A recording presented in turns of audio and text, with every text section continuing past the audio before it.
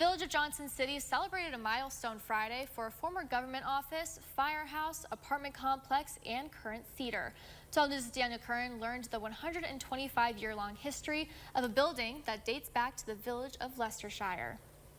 On November 1st, 1899, the village of Leicestershire, now Johnson City, opened its municipal building and firehouse.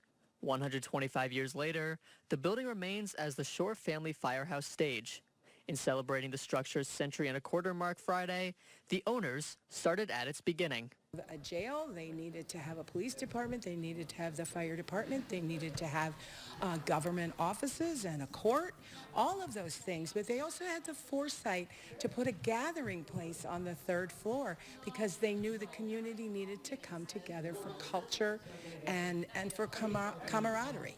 The building was purchased by the Goodwill Theater in 2006 to be preserved after the local fire department left in the 1960s with the hopes of giving it a new purpose. It's more than just a stage. It's really a cornerstone of the community here. It's a place where stories come to life, where creativity flourishes. And since its inception, it's welcomed countless artists, musicians, performers. Those with the Goodwill Theater say measures have already been taken to improve the building for its next 125 years. And now we're going to work on the basement, and then eventually we're going to move our offices in here, and we're going to have a big 300-seat theater on the top floor. That is going to be incredibly cool.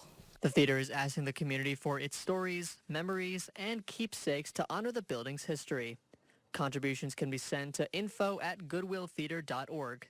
Daniel Curran, 12 News, Broome County.